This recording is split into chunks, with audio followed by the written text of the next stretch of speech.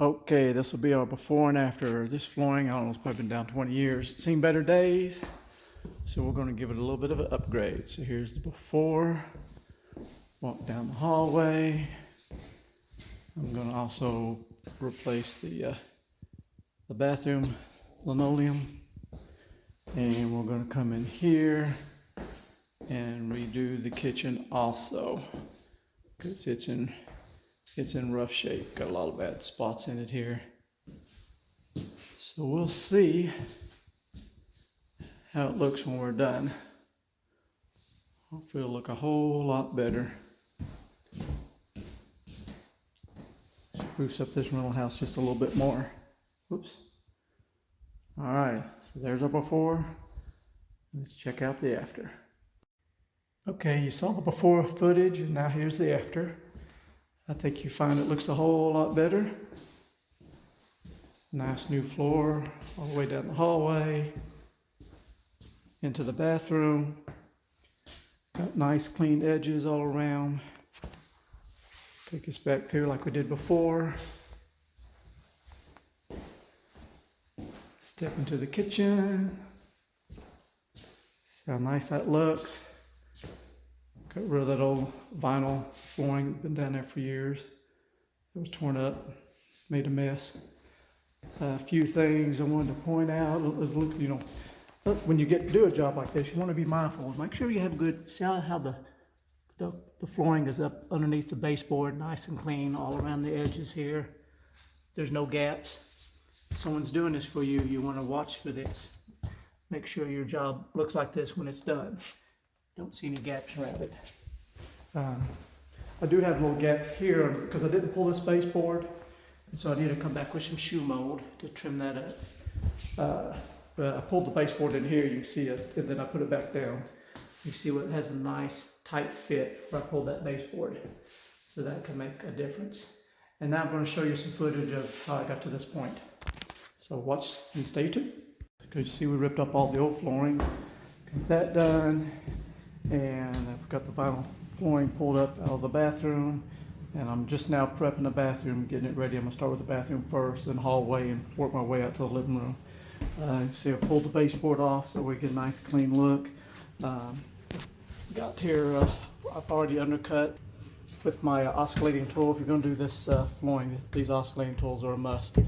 Because you can come in here and get a nice clean slice. Just take your piece of wood, turn it upside down, use that as a guide, give it a slice. So that way when you put the floor down, you get a nice clean look, instead of having those huge gaps under there. So, all right, I guess I'll get down to start putting some flooring in. Okay, well, my next tip for you, after putting this stuff down myself for about 30 years, I've learned, because you want to have a perfectly clean floor, no specks of drywall or anything left down to get underneath the flooring. So you can vacuum and sweep all you want, but it seems like you'll always leave something behind. So what I found the best trick is use a shop vac, but instead of putting your hose on the suction side, put it on the blow side.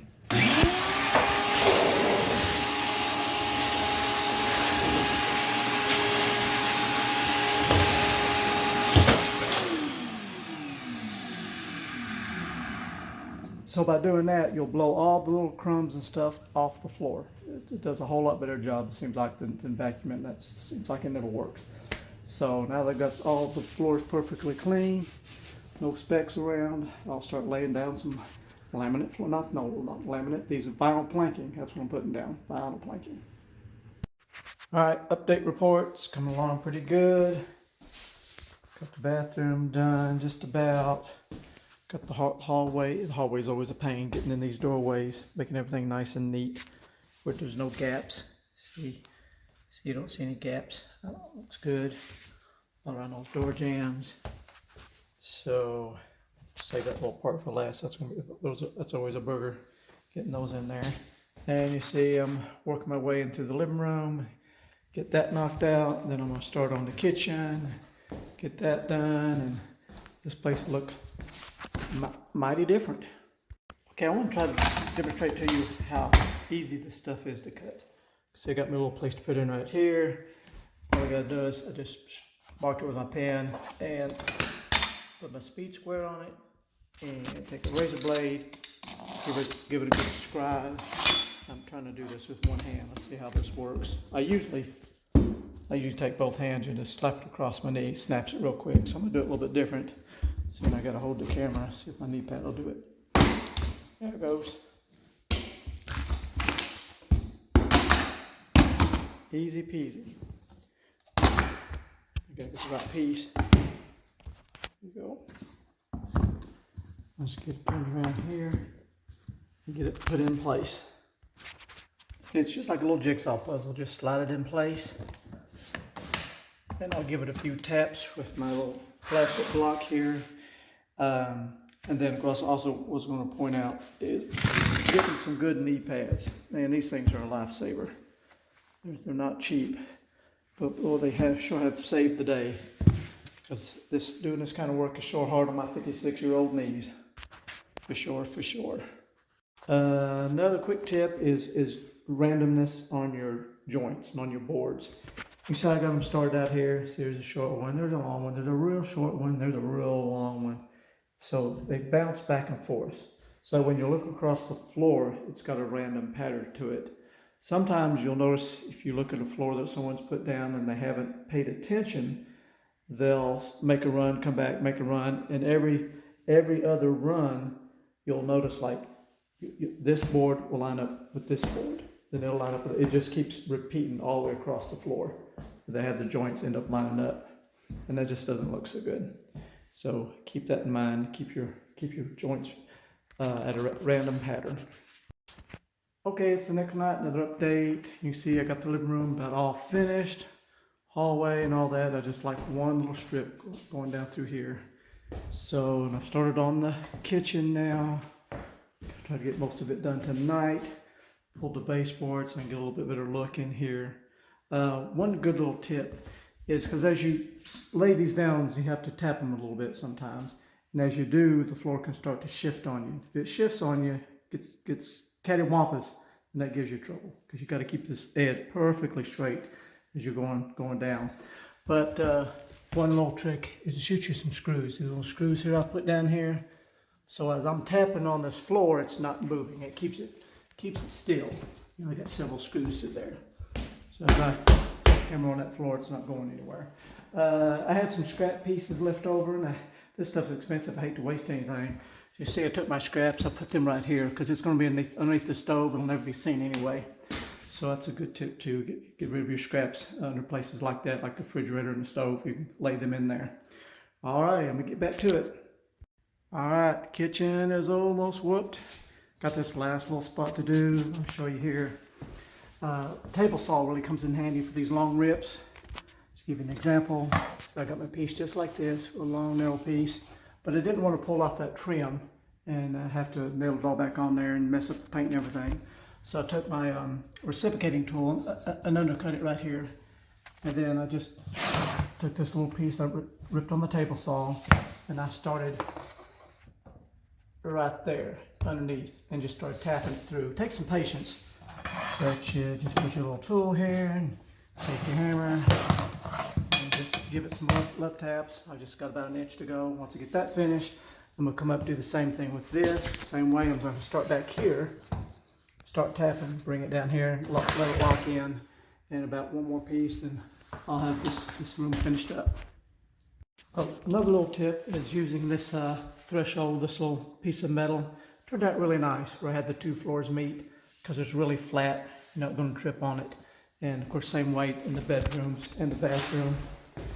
You see how I did it here. Bathroom, and whooped on some lights you can see. Because I had some thick Berber carpet there, I had to use a wider piece. There you go, another tip. Okay, final update. Got the kitchen all finished. And I just want to point out to you some things. On my kitchen, I pulled the baseboard, and that really gives you a lot better look. You have to be careful when you're trying to pull the baseboard when it comes to, cutting the caulk line with a razor blade. Be careful, get that cut, because if you're not careful and you're trying to pry the baseboard off, you're going to pull your paint off and half the drywall. That can make for a mess. But if you take your time, slice your razor blade all the way down there, pull the baseboard off. Because like in the kitchen, this is going to be higher, so the baseboard was raised up a little bit, put back on, and covered the old paint line completely. And you can see what a nice clean edge it makes. Don't have to worry about no shoe mold or quarter round on that. Let's see, I was going to point out to you, like quarter round. Now in here I need to come back. You can see I got a little more of a gap. This already had quarter round on it. So I'll come back. Instead of using quarter round, I like using something called shoe mold. It's a little bit thinner and it doesn't stick out like a sore thumb. So I like using shoe mold on that instead. So it's turned out really well. Tool wise, you can do this project pretty simple. Shop vac, jigsaw, hammer. I use a speed square, so I scribe my line and razor blade, of course, to mark across the board and snap it over my knee. Get your little puller bar there and a little tapping block, and that reciprocating tool, for undercutting your door jambs. So now there's one other tool I use, which I kind of cheated. It makes things quicker, is using the table saw. Most people aren't going to have a table saw sitting around, but I just use that on the very last boards because you see I had to rip them down, so they're a little bit shorter than the full length boards. And for those long rips, it makes it really quick. You can do the same thing with a jigsaw. It's just going to take you a few more minutes to do. But, anybody can do this. It can be a little hard on the knees after a couple of days, but you just take your time and keep your boards staggered. That's why I keep preaching about that. Stagger your boards. That really makes for a better look. And so when you look across, you don't see lines, every other board lining up perfectly. Anyway, I hope you like this little video, and you can get to work and do your own floor. Thanks for watching. Have a blessed day. Bye-bye.